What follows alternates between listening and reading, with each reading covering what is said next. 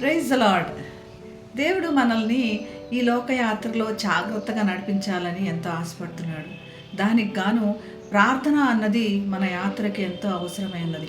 యేసు ప్రభు ప్రతినిత్యం కూడా ప్రార్థన చేయండి అని శిష్యులకు ఎంతో మరీ చెప్పాడు.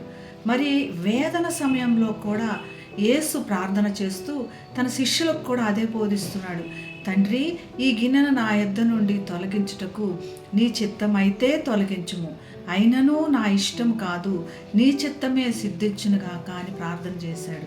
తండ్రికి తను ఉన్న పరిస్థితి తెలుసు. యేసు ప్రభు ఎంత వేదన భరించబోతున్నాడో తెలుసు. అయినప్పటికీ తండ్రికి తను ప్రార్థన చేస్తున్నాడు. ఈ వేదనలో కూడా ప్రార్థన మానలేదు. తండ్రిని మోకాళ్ళుని గోజాడి ప్రార్థన చేస్తున్నాడు.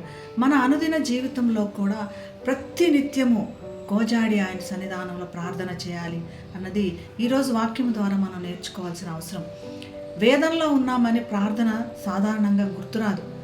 యేసు ప్రభు మనకు మాదిరి చెప్పి తప్పకుండా ప్రార్థన చేయండి అని చెప్తున్నాడు. శోధనలో పడిపోతారేమో, ప్రార్థన చేయండి అనే ఒక హెచ్చరిక వినపడుతుంది. కాబట్టి ప్రార్థనలో నిలకడగా ఉండి, ప్రార్థనలో ఎదిగి, ప్రార్థనలో మనందరము జయం పొందుకుందాం గాక. ప్రార్థన చేసుకుందాం.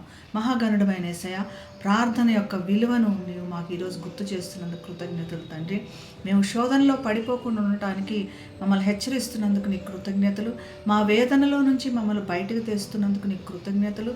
నిన్ను స్తుతించడానికి కూడా ఒక ప్రార్థన గొప్ప సాధనమని చెప్పినందుకు నీకు కృతజ్ఞతలు చెల్లిస్తూ యేసు నామమున ప్రార్థిస్తున్నాం తండ్రి. ఆమేన్.